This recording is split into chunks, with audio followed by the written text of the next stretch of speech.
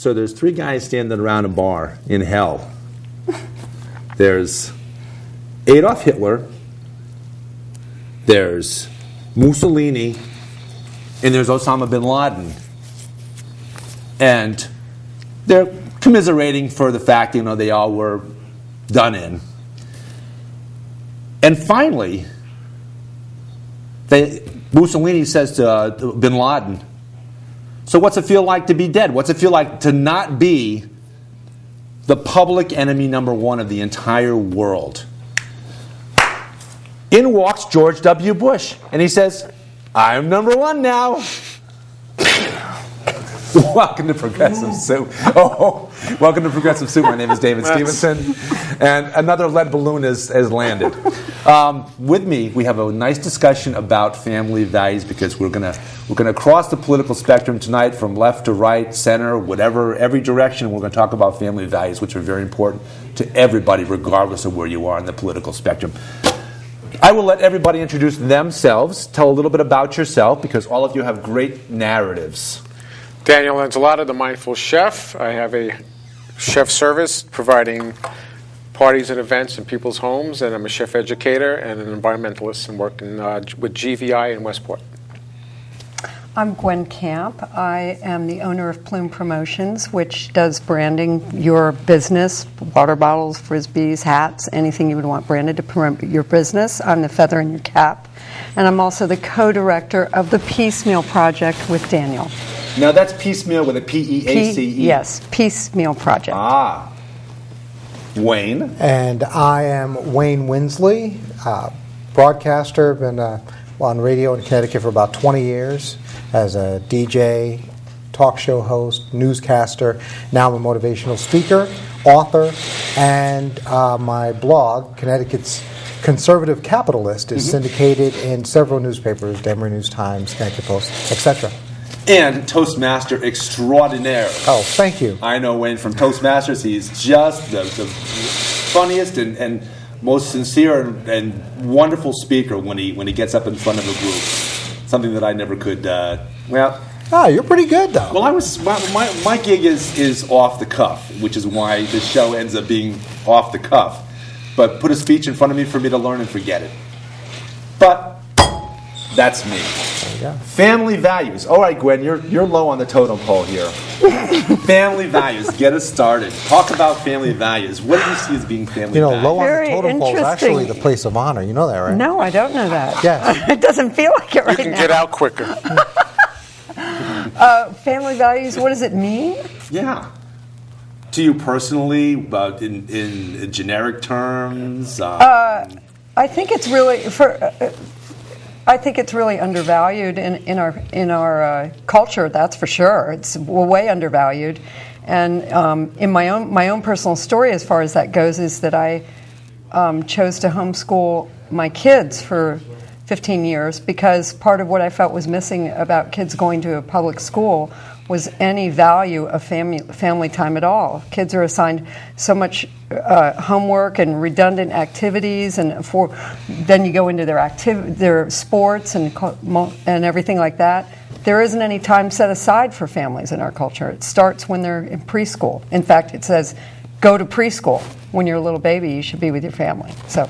Now, Gwen and I grew up in sort of similar family circumstances in which we didn't have that nice, friendly FaceTime around the dinner table. I grew up during my formative years during the Vietnam War, and my father and I used to watch. And we all watched television and complained and argued about the Vietnam War. Yeah. So now Dan has a little bit different background, one which I'm very envious of. You could still provide it for you, actually. It's not too late to sit down and have a meal with your family. Well, yes. So that's really important. I think that's what Gwen was alluding to is certainly true. I think that America as a whole, culturally across the board, all ethnic backgrounds, from the affluent to poverty-stricken families, we're missing something. There's something in the fabric of America that's worn away, and it's not there anymore. And it doesn't matter what economic strata you're in, what color you are, what religion you are, we're all geared towards family. It's a tribal thing. It's just innate in us as human beings. And to break bread with your family is the cornerstone of instilling in a child values that they take for the rest of their lives. And that's missing for a host of reasons. We've become too dependent on convenience, and it's not convenient anymore to be convenient. Fast food, TV, video games, broken families, regardless of sexual orientation, whatever, it doesn't matter. Though that fabric is worn away, and it's having a detrimental effect on people in this culture and around the world. I saw it in Europe as well. And to regain that, it's basically very simple. Just get together with your loved ones and eat together. And if you want to make it even better, invite a stranger over. And that ups the ante and makes it much, much, much better. Now, Wayne's wife, April, came on the show toward the end of last year, and she had a book that she had written about making a book of photographs about their daughter growing up and something to look back on and share as the journey went for her, but also to look back on years later. What drove you and April to want to do something along those lines? Where's the germ of that idea? Actually, that was really specifically April's inspiration, her idea. Literally, you talk about family values. She got the idea in church one Sunday. The pastor was talking about whatever your passion is. What's your passion? What's that thing that just drives you, that you want to do, your dream, whatever it is. And the idea, I actually watched her scribble it down on the back of an offering envelope, an inspirational picture book. My wife is a fantastic photographer. She just and it's a gift that we discovered. We bought a camera for her, just a regular little small digital camera, to take pictures of our daughter Sadie when she was born, just to kind of document her life and to have something to look back on, things like that.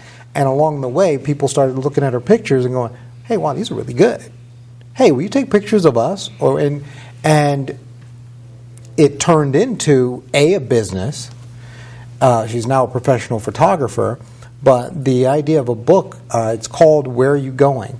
And it's questions for your journey through life. And basically the book is for, the inspiration was our daughter Sadie, but the book is really for everyone.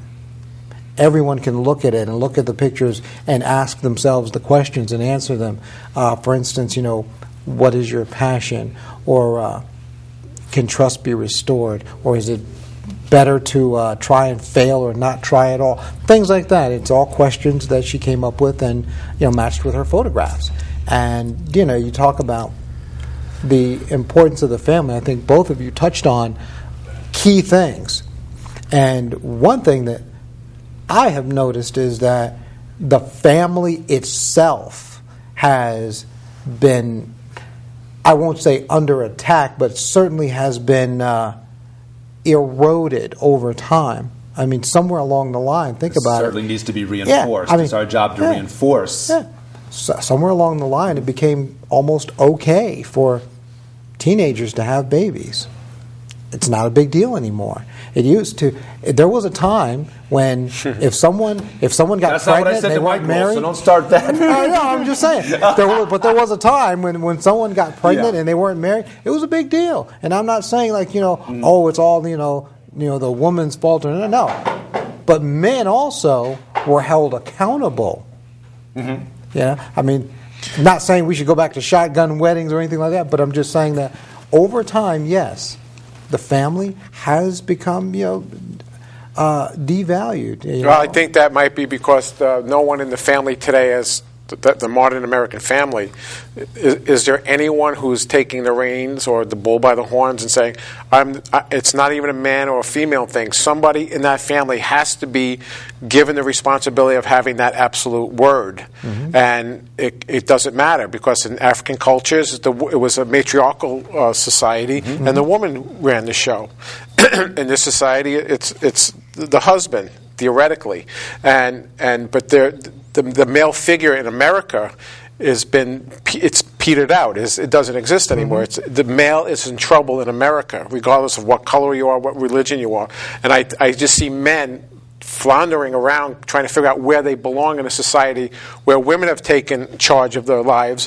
When women network, they come together, they can go into a room, and the next thing you know, they're all sharing experiences and phone numbers and networking. Just recently, statistics came out that there are more women in college getting college degrees than men, especially in engineering and in the sciences.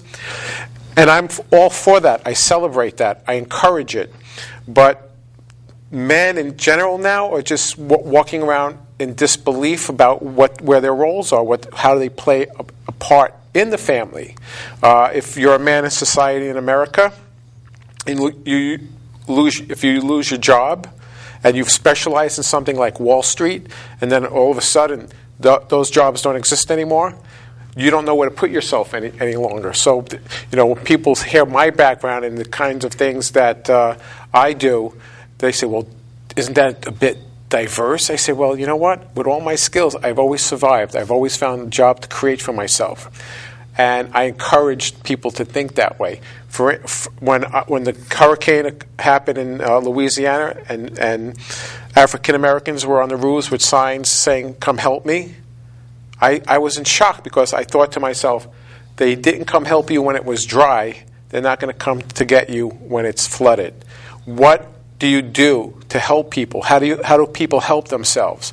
You give them skills. You teach them. They become self-reliant. And that's what makes a person better. To give people skills that they're going to take. That's what builds a family. Families that have all this diversity in jobs and concepts and ethnic backgrounds. I love diversity. I think that's the backbone of America. I think that's where our strength is. And I don't think any other culture in the world can match it. And that is about family, and that's about coming together. And the project that Gwen and I are doing, called the Piecemeal Project, is very much based on the idea of... Gwen, where does the Piecemeal Project fit into all of this? What part of the solution to the problems of families not being together, how does that fit into it? The Piecemeal Project is something that Daniel and I came up with to explore and show people how the simple act and ritual, or whatever you want to call it, of preparing and enjoying a meal together is a bonding experience, and it's a really primitive experience, and it can bring people in conflict together and cultures in conflict, and there's a commonality. For instance, we're always talking about for instance, there's a commonality between North Korea and South Korea.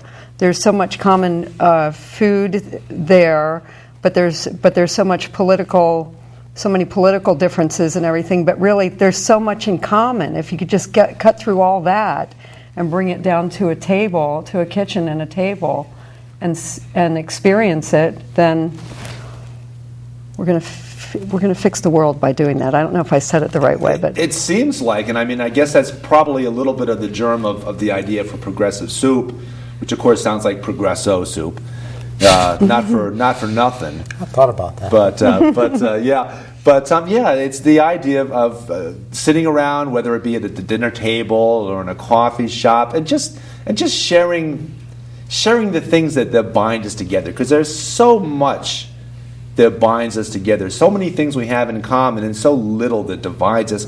And we're always looking for these things that divide us and screaming at each other. Well, also a lot of, as an aside, there's no secret of what can happen if a family isn't sharing a meal together on a regular basis. And as a matter of fact, the number one way to keep children off of drugs and out of trouble of any substances is to have family dinner nights at least 3 nights a week. It's statistically proven. Absolutely. Mm-hmm. So that says a lot right there. If you can't sit there and have some... Just intuitively we understand. Right. But think about that, and Gwen, you're absolutely right.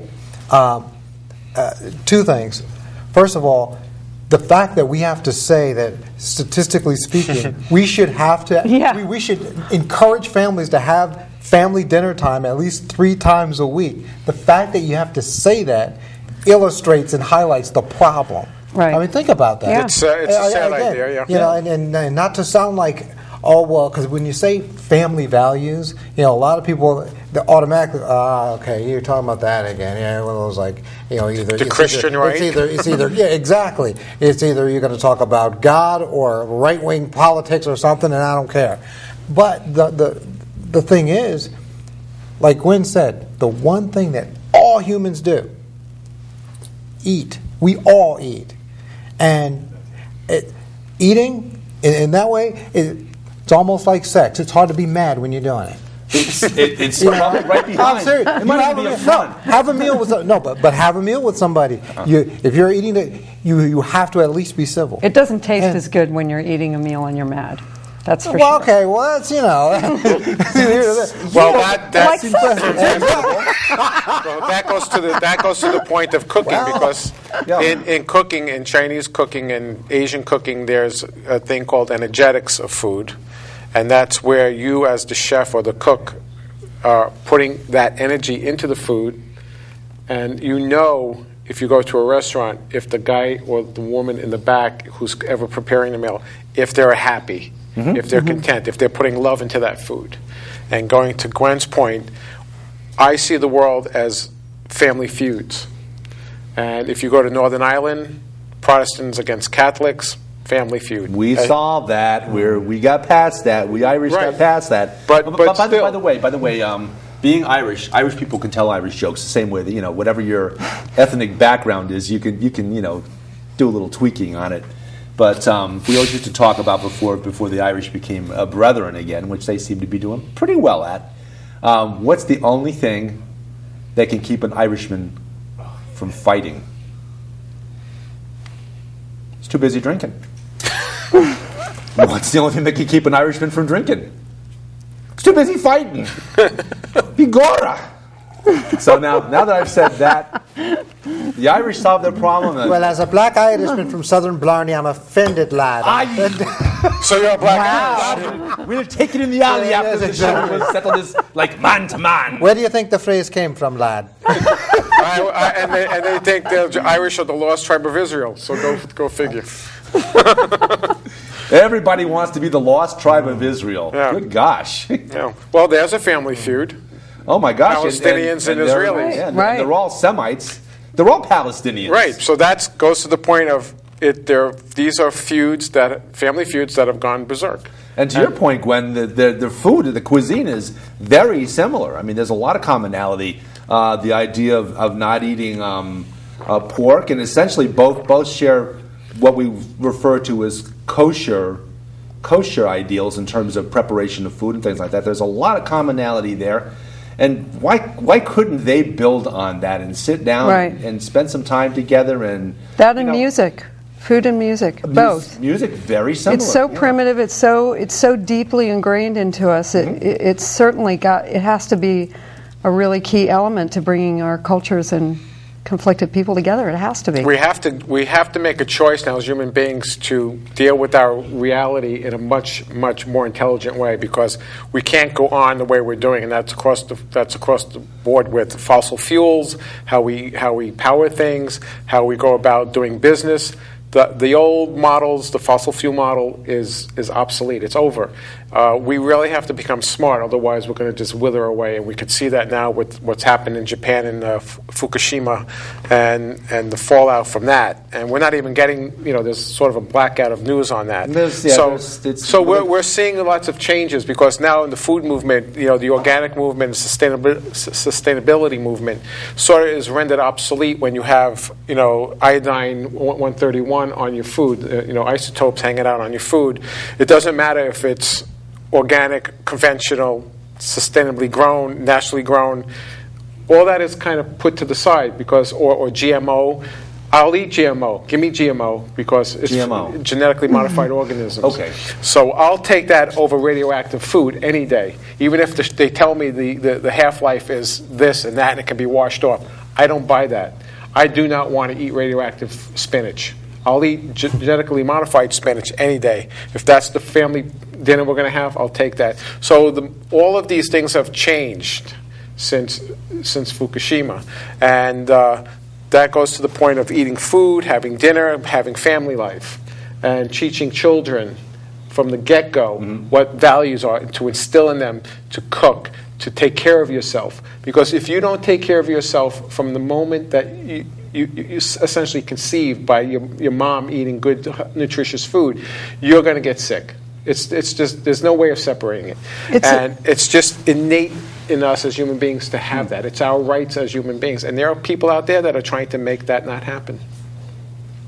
I think it's a societal problem. We've got to spend some time on, we talk about problems, we've got to spend some time on solutions. Let's find some solutions, some commonsensical solutions to, and you talked about the family sitting together and families encouraging their children through abstinence, through reasonable birth control, to not have children while they're still children, having children. Well, yeah. I mean, it's no secret that when teenagers that have children, they and their children far more likely to live in poverty, be undereducated, underemployed, or unemployed. Families, children from families that aren't the, together families, a man and a wife, nuclear family. Yeah, and I don't care whether your two parents are two women, a man and woman, or whatever. It doesn't matter to me. But the intact family unit is no longer as important as it once was. Everything is okay. But yet everything isn't okay, is it? Because look at what's going on. So the ship is somewhat rudderless, in other words. Yeah, because nobody wants to really say, okay, you know what? Certain things aren't okay. It's really not okay to not put an importance on your education. It's really not okay to go out and have a kid when you're 15, 16 years old. It's really not. But nobody wants to actually say that. And those that do say that, that's a good point, are frowned upon. Just as simple as saying, you know what? It's not okay to have your kid in the room on their computer when everybody else is having dinner. Or for people to come in one at a time and get something out of the fridge, pop it in the microwave. It's really not okay. This is true. And it starts there. Now, you want your solution? You have to start by saying, it's not okay. Now, I grew up in the yuppie generation, of course, and I found that a lot of, and I've had good discussions about that on the show, about when I was raising my kids, a lot of parents were of the notion somehow or other that that parents should try to be sympathetic, try to be friendly with their children. No. And it sort of crossed the boundaries almost into friendship. We had, my wife and I had contemporaries that tried to be friends with their kids. And you could almost sense that the kids would, without saying it, be saying, no. I don't want any. I got enough friends, Mom and Dad. I need a mom and dad to tell me what to do. Well, that's kids very, are not very, geared to very, make their own very. decisions. That's a very important idea, because I find that we also don't give value to fatherhood, and men disappear. And I think men have to really wake up, because they have become certainly the weaker sex in the society in all respects. I think men really have to fess up and say, I own this. This is mine. This is my child. I have to be there. Yeah. And men are they're really getting screwed. I hate to use the term, but they're shadows now. And I applaud the single mom and the strength that single moms have. They do remarkable jobs. I've known quite a few. And I think parents today are not taking responsibility, and they want their time. And they shift over, especially in the affluent communities where they have the nanny. And so many kids today are raised in the middle class and lower. Everyone has a nanny now. It's quite common. It's not just the affluent. People are shifting their responsibilities to somebody else for a job. It's a job. And the parent goes off. They may have a job. They may be going out to play golf, whatever it may be. But parents today think their leisure time is far more important than raising their own children. I think that's totally outrageous. And people have to fess up and own that and come back to that nucleus. The nucleus the nucleus is the most important unit of life on this planet. Didn't it start to fall apart with the women's liberation? Is that what I'm thinking glad of? You said Didn't that. it? I mean, it did. I mean, I disagree, but I'll let it well, I mean, it just seems like I'm as much of a feminist as anything, but it's pretty obvious that as soon as there was no parent that was responsible for staying home with a baby when it's born, if you're going to have a baby, and then the decision is to have a baby and then leave the baby instantly, starting in that kid's life, he's instantly in an institution being taken care of, or maybe if you're lucky enough to have that money, have someone come take, and then from then on. If you're not, that might be true. That might be true what you're saying. But I think that women, first of all, we need to get equality across the board for everybody in terms of pay. So if women went out and there was the equal rights movement for women, and now and all that, they were doing that because they were up and screaming, "We want to be treated equally." That's the germ of the idea. So if we were smart people, we would be paying people equally. People would be getting equal pay for what they do, valued, and these kinds of things wouldn't occur if we had equality, true equality in this country for everyone. Well, even the women's right would have shifted. The responsibility would have shifted from being entirely an onus on mom to being divided between mom and dad, and dad can stay home. Balance. Maybe not 50-50, maybe 60-40, maybe 70-30%, but at least there would have been a sharing of those most important duties that any human being ever does, and that's raise their child. But it didn't work that way because the women's rights movement looked down on women who chose when they had the right to choose. They're pushing for the right to choose, but if you chose at that time to stay home with your babies and stay home and be a stay-at-home mom, you were looked down on by the very women that were saying you should have a choice. Because it seemed like they wanted you to have the choice of taking a career over that. Even now. That's the truth. Yes. You're absolutely right. That is the truth. You're absolutely right. And even now, there is still a certain amount of stigma to the idea of the, quote, stay-at-home mom who doesn't do anything. Right, absolutely, still. And that's from other women. Yep. Other women tell my wife when she says, you know what, she can't wait until the day that she doesn't have to work so that she can stay home with our child. And the question is, well, you don't want to do anything? Right. As if raising a child we don't value anything. that job. Exactly. It's a full-time job. Right. Yeah, but really, women who just stay home with the kids, they don't do anything. That is the perception. And she's right. Right. She's it's not valued. It's not valued. It's the biggest job. I mean, and the most important. Well, I still contend that it should be divided between husband and wife, mom and dad. 2 moms, 2 dads, whichever. It could be more, That's fine, and that's a choice that the family... At least 2 parents. Oh, yeah. Yes, of course. Absolutely. Extended family, even better. Right. Even better. Right. Yeah. Grandparents in the home. Because, I mean, look, I can tell you, I was raised by a single parent. Not my mother, not my great-grandmother raised me. The woman that raised me was born in 1911. That's a tough task for someone to raise someone so much younger. Yeah. And I can tell you from experience. Okay, we're going to have to break off there. We're going to come back and have another conversation. Growing up in the soup. And progressive soup. Okay, folks. Hold on. Okay, tonight, we'll be back to the miracle of television. We'll be back for a second show. Thanks.